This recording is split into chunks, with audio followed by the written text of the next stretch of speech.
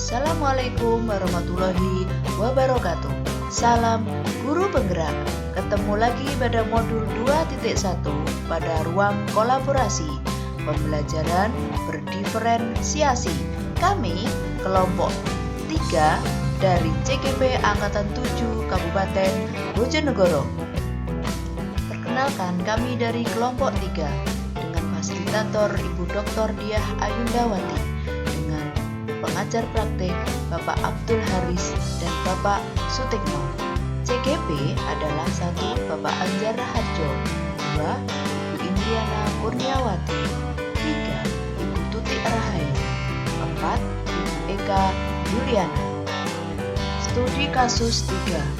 Pak Dudidam, seorang guru SMP, ingin mengajarkan murid-muridnya materi tentang iklan.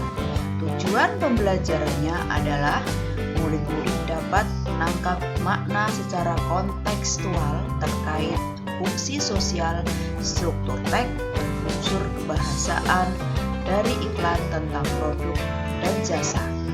Pak Dudidam lalu membuat skenario pembelajaran sebagai berikut. Yang pertama, diskusi seluruh kelas di awal pembelajaran. Pak Dudidam melakukan diskusi untuk memperkenalkan murid pada topik tentang iklan dengan menggunakan beberapa pertanyaan pemandu. Yang kedua, kerja individu atau pasangan membentuk kelompok kecil.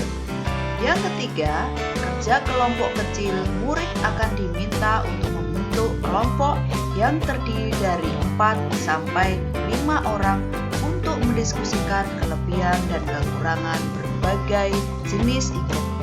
Yang keempat, Pak Dudidam lalu mengumpulkan kembali murid sebagai satu kelompok besar.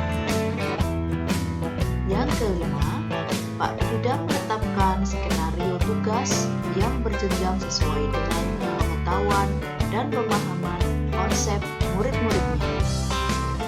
Yang keenam, Pak Dudidam mendorong murid untuk memilih lokasi di kelas yang mengandung cara mereka belajar dengan baik. Misalnya, sendirian, di tempat yang tenang, dekat dengan teman memudahkan untuk bertanya, serta di ruangan yang lebih ramai dengan bersama murid-murid yang memungkinkan mereka untuk saling bertukar ide. Pertanyaan 1.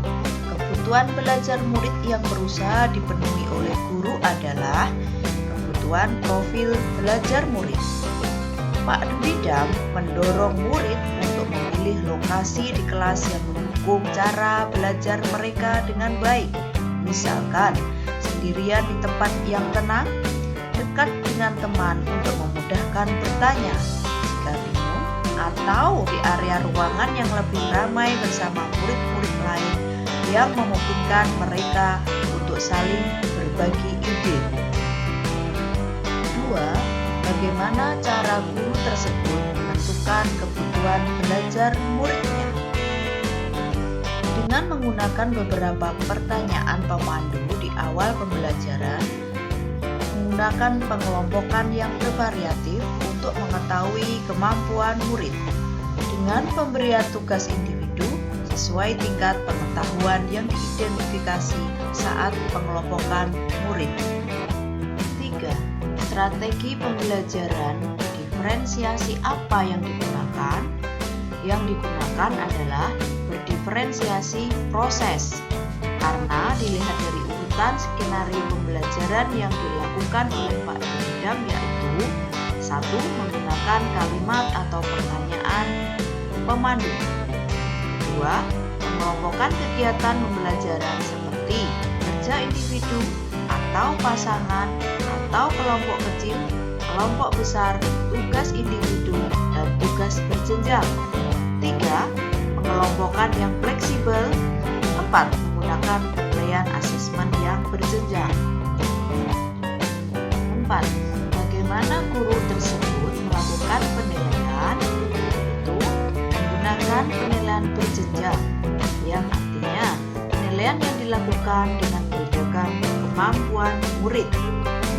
Bisa juga menggunakan penilaian praktek, penilaian proses, serta penilaian formatif dan bahan presentasi dari kelompok kami. Terima kasih atas perhatiannya. Assalamualaikum warahmatullahi wabarakatuh.